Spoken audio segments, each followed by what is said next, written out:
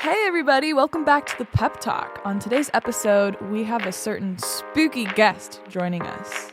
Our guest, the ghost of George Pepperdine himself. What started as a casual series of posts on X, formerly known as Twitter, about Pepperdine's past has grown into an insightful and often provocative chronicle of Pepperdine's past, present, and maybe its soul on Substack. In today's episode, we'll dive into why this well-informed yet anonymous source is haunting Malibu in the afterlife, why Founders Day might be a second founding, and what Ronald Reagan, AstroTurf, and patriotic lapel pins all have to do with Malibu. Ghost of George Pepperdine, welcome to the Pep Talk. Thanks for having me. Awesome. Well, we are so excited to hop into it today. Kobe, do you want to ask the first question with the ghost? Totally. Well, it's good to have you on here, George. I may call you George at times throughout this. If any of you who are following the Ghost of George Pepperdine already, you may know it's a little bit of an open secret that this is a beloved member of the Pepperdine community, but began as an anonymous attempt at sort of uncovering some of Pepperdine's history. You've said in the past that part of your motivation was, and I quote here, a desire to make sure the university remained haunted by the ideas of its founder. And so just to start off, what would you say those founding ideas are that you think deserve to be remembered? What's kind of the vision of this thing called the Ghost of George Pepperdine that many in the community have come to know and love? Well, Kobe, I'm glad to come on the pod today. I think the idea that's at the center of Pepperdine, the idea that underlies the university, is this notion that not only that academic excellence and Christian values can coexist in a modern university, but even stronger, that our spiritual commitment demands the highest standards of academic excellence, that it tolerates no excuse for mediocrity, as our university affirmation statement says. In other words, the idea at the heart of Pepperdine is that you can't divorce the university's twin commitments to scholarship on the one hand and to Christianity on the second hand. I think that's a really powerful idea that Pepperdine has inherited from the founding in 1937, and it's one that we're lucky still to be haunted by today. It's really good. And I'm sure we'll get kind of into more of the nitty-gritty of how you see that playing itself out in the life of the university. And I think that is something that is particularly distinct and special about Pepperdine. As we go back in time, right, I'm sure this is something that you as a member of the community probably had sort of in mind and sort of inculcated by the spirit of Pepperdine when you were here as a student and other things. But what kind of made you decide, based on that, what I can do is start an anonymous kind of funny Twitter account as the Ghost of George Pepperdine? Can you walk us through the thought process there in the early days at all and kind of how it developed? I love Pepperdine. And in my boredom, I started tweeting about Pepperdine sometimes, and I thought that it would be funny if my handle on Twitter was Ghost of George Pepperdine, as if the founder had come back to haunt the university after all these years. I will say, if you're familiar with Fizz, there are other people who have kind of taken up the mantle from you on there, maybe lesser versions, but imitation is the greatest form of flattery. Different ghost of fill-in-the-blank Pepperdine figure accounts that I've seen since then. I love it. So what started there on Twitter as just me tweeting one-offs about Pepperdine history, commenting on Pepperdine news and so on, slowly developed until I started wanting a space to post longer form content. And in particular, I had this story I wanted to write about Pepperdine's ban on social dancing way back in the early days of the college. And I had heard stories about this, that dances used to be banned at Pepperdine. And I really wanted to tell that story more fully and more accurately than it had ever been told before. I hadn't heard the details in the rumor mill.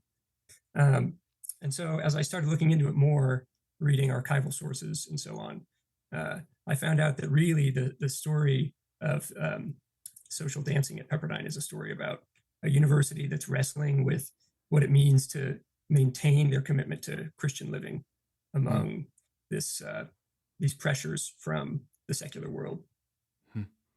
So that's when I started.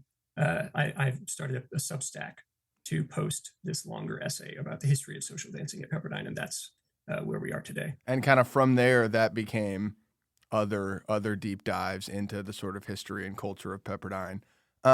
There's a phrase you've used that I really like, where you've said you want to contribute to institutional myth making. And I hear you getting into a little bit of that topic already in what you've said so far.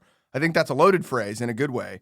Can you unpack what does that mean for an institution, for a university or other type of institution to have an institutional myth, a story that it tells about itself? Why do you think that's important? And maybe at Pepperdine in particular, what can and should that look like? Yeah, I think when you're dealing with the culture of an institution, whether it's a university or a church or a nation state, that the culture is shaped by the stories that the institution tells, and not just the stories that it tells, but the stories that it tells about itself and to itself. And I think that the reason that these stories matter so much is that individual people and programs and buildings and even whole campuses come and go over time. I think about how Pepperdine's original campus in Los Angeles is hardly even remembered anymore, especially among the younger students today. And fewer people at the university today ever met George Pepperdine or have any memory of him. But even though those people in those campuses have passed away, the myths of the institution, its memes, right? The ideas that it stands for, those can last beyond the lifetime of any one person. And so part of my project is that if you want to improve an institution like Pepperdine, if you want to improve its culture, then what you want to do is be improving and rewriting the stories that the institution tells itself about itself. So when you have an idea, like the dancing story, your first story that you had on Substack, where do you go to find these primary sources? What books, archives, where do you go first when you're on this hunt? There have been some really excellent works of university history published by the Pepperdine University Press, among which are David Baird's magisterial account of the history of the university in the 20th century called Quest for Distinction, the memoir of the fourth president, William S. Banowski, called Malibu Miracle, and also the 50th anniversary history called Crest of a Golden Wave. I have all of those books. And what's more, I have access to a lot of primary sources that are available online through the library's digital collections. And also, I sometimes, when I'm visiting Malibu, will go to the university archives at Payson Library and read through some of the unique materials that only exist in the files of past presidents and other figures. Wow, that's awesome. I love all the imagery that you have on your Substack too. Some of these pictures I've never seen before, so it's great that you've spent the time to find all of them. So thank you for doing that. Yeah, those pictures are almost universally courtesy of the university archives, which is a tremendous resource. I encourage everyone to go check out online. That's really awesome. Cool. Well, this is a special Founders Day edition of Pep Talk. So I think we'd be remiss while we've got you here if we didn't talk about Founders Day a bit. In your essay, you talk about the 1975 Seaver dedication as one of the greatest achievements in 20th century academia. And this is, I think, one among a couple of days that we look back on when we think about Founders Day. Why do you give it that level of significance, would you say? Well, I would say a couple things. First, the Founders Day tradition as it is currently practiced with the recitation of George Pepperdine's 1937 dedicatory address, that goes all the way back to the very, very beginning of the college back in Los Angeles. This event in 1975 at the dedication of Seaver College, not George Pepperdine College, came later. But you're right to say it comes at the end of this spectacular achievement that has rarely been equaled in the history of American higher ed, when the Malibu campus had just been built and Seaver College was just now being dedicated, just opening in 1972. So in order to see what this accomplishment was like, you have to remember back to what Pepperdine College was like in 1957 when Norval Young, the college's third president, first came to Los Angeles. At that point, little George Pepperdine College had almost no money. It had very few friends that were capable of giving it any money. It had an aging campus. It was in this neighborhood in South Los Angeles, what is sometimes called South Central Los Angeles, that was suffering from urban decay progressively through the 50s and into the 60s. And So it's in a pretty bad spot. And then fast forward just 18 years to 1975, when we have this dedication of Seaver College. And at that point, the university had grown by many thousands of students. It had opened 3 graduate schools, including schools of business and law and education. It all of a sudden has many powerful friends, including the president of the United States at the time, Gerald Ford. It's got campuses around California and would soon have campuses all around the world. And of course, this moment in Malibu is the crossing the finish line for this long race that they've been running all the way back from 1957 in South Los Angeles to this moment when Pepperdine can finally say, here we are, we're totally unlike we've been, and we're ready to step onto the world stage. It's really cool. Wow. So I guess building off of your article, who are some other lesser-known founders of Pepperdine that we could maybe highlight at Founders Day, or you think should be highlighted at Founders Day? Yeah, that's a great question. I think that ceremonies like Founders Day are such a perfect opportunity to do the sort of institutional myth-making I've been talking about. They can reinforce the stories that the institution tells itself about itself. It's a time we can set aside for the whole community to come together and to remember these important figures from our past. And I think that George Pepperdine, who is currently celebrated on Founders Day, does deserve a special place as the original founder of what was George Pepperdine College, now Pepperdine University. But I do sort of wonder, what if Seaver College, just one part of Pepperdine University, had a separate ceremony, maybe in the spring, because we celebrate Founders Day in the fall. We could have a new secondary kind of Founders Day to celebrate Blanche Seaver, who made the crucial donations that have funded Seaver College. And if we're going to do that for Seaver College, we could have other days to celebrate Grazia Dio, who is the namesake of the business school, and to celebrate Rick Caruso, who is the namesake of the law school. So those would be my nominations for additional founders. The Pepperdine Mount Rushmore. Maybe we start building up on the That's right. hike to the cross somewhere. Put those 4 or 5 faces up. Yeah, and you could also do a Pepperdine President's Day celebration where we celebrate and honor and remember the stories of past presidents. So we've got a whole pantheon of heroes in the history of Pepperdine to choose from, and I would be happy to see any of them being celebrated. And I think I would love to hear from you for a second here as we kind of think about Pepperdine's past and present and future, which are things that aren't or shouldn't be divorced from one another. You have this idea of this institutional myth of Pepperdine and of this particular vision of George Pepperdine and of other leaders from the past in the university that is kind of this distinct combination of faithfulness and excellence, and these two things not being contradictory to one another, but in a true sense as a faith-forward university being called to excellence. What would you say it looks like in particular for Pepperdine to carry forward its well, I guess to use a loaded phrase, its quest for distinction into the 21st century and beyond? What does it look like as the world changes, the vision for higher education changes, AI, technology, uncertainty about higher ed? What does it look like for Pepperdine to be truly Pepperdine now and into the future? Well, I think that some of the answers that you're looking for were actually shared by Ronald Reagan in the speech that he delivered in 1975 at the dedication ceremony for Seaver College. He talks about how the need for a good, strong liberal arts education at colleges like Pepperdine and like Seaver College was something that hadn't changed, even as the world around him at the time was changing so much. He talks about people landing on the moon. He talks about robots and computers.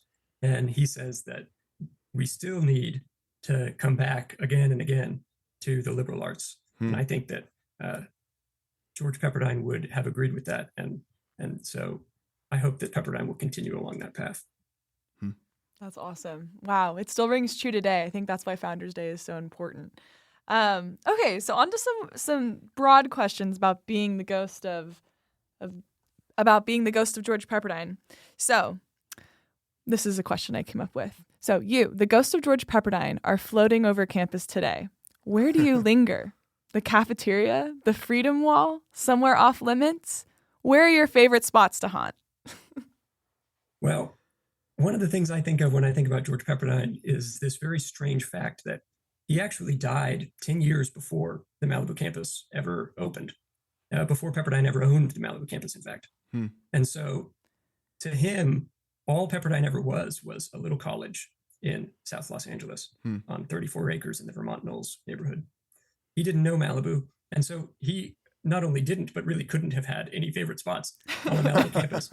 But if he did, I will say, if he did, his favorite spot might be in the university archives that still today have a collection of some of his personal effects, his books and papers. And I'll tell you, it's an amazing experience to go down there and have the archivists bring up for you these old artifacts from George Pepperdine, and to get to leaf through them and think, these were George Pepperdine's own things. That's amazing. It's really cool. Do you have a funny question you want to ask? Oh, let's see. I have another one, but if you have one. Okay, go ahead. If you've got something top I might of cut mind. this one out. Wait, are you? Sorry, okay. What's the spiciest take you've tweeted? Well, I've had a few good ones, but if I've learned anything from reading about Blanche Seaver, she was a very particular person. She liked things a certain way. She believed in her politics very strongly. And one of the stories that has been passed down is that whenever Blanche Seaver would appear in public with a companion after the death of her husband, she would insist that her companions always wear American flag pins on their lapels to show that they were true American patriots, just like her deceased husband, Frank Seaver, had been. And so I think if Blanche Seaver were around to read my tweets today, she would probably be upset that they didn't all end with an American flag emoji. We need to do idea Blanche Seaver fashion icon, like a Substack article about everything she wore, because I find her outfits amazing. Or that could be like the next, like those the Waves Vault drop that Pepperdine had a while back. Right. Our next fashion drop could be Blanche Seaver inspired Pepperdine branded gear. That's One great. of the great moments during that 1975 dedication of Seaver College is during President Banowski's speech, when he tells a story about how Blanche was a very simple person. She didn't make much of herself. She was humble. And one of the ways that manifested itself was she would wear the same familiar gowns every year to her fancy dinners, where she was, rubbing shoulders with the glitzy and fabulous in Los Angeles. And she would always show up in the same dress every year. So they remember her more, It's smart. That's right. It's a strategy. That's awesome. You got one? Well, I would love to hear. This is getting a little bit back on kind of a serious note, but George Pepperdine, as you kind of alluded to, founded. He was like me. He was a Kansas boy coming out to California, sort of starting a new life, and he founds what he thinks of as a small Christian college, right? That's dedicated to training men and women not only for jobs, but in the liberal arts and to be people of character, right? But as you said, in his mind, as far as he knows, when he passes away, it's sort of small potatoes in some ways. It's doing really good work, but he would have had no idea the degree to which it may have expanded, right? Pepperdine is now a premier, nationally recognized global university, 6 schools, international campuses. What do you think George would be most surprised by or proud of if he were to see Pepperdine in its current state? I definitely think he would be surprised. I think he would be impressed, especially by the university's global reach these days. He was really well traveled in his own day. He went on a trip around the world with his mother to visit Europe and Egypt and the Far East as well. But I think the thing that George Pepperdine cared the most about would be that the university today is still a place where professors are influencing students to live good Christian lives. That's what he really wanted. And I think that he would be pleased to know that that's still happening at Pepperdine today. That's really cool. I'll bet he would love the how much faculty housing and student meals in faculty homes, real life-on-life mentorship is made possible by that compared to if there were a different kind of model. I think I've seen that really facilitated here. Awesome. Well, thank you, Ghost of George Pepperdine. For our listeners, the Ghost of George Pepperdine is one of the most fascinating and insightful voices documenting Pepperdine's legacy and future. You can check out the Ghost of George Pepperdine on X at Ghost of George Pepperdine or on Substack, which we will link below. Ghost of George Pepperdine, thank you for joining us and for making sure Pepperdine is never too comfortable in its history, because ghosts, after all, only haunt the places they still care about. Thank you. Thanks for having me. It's a good final line. I wonder who wrote that.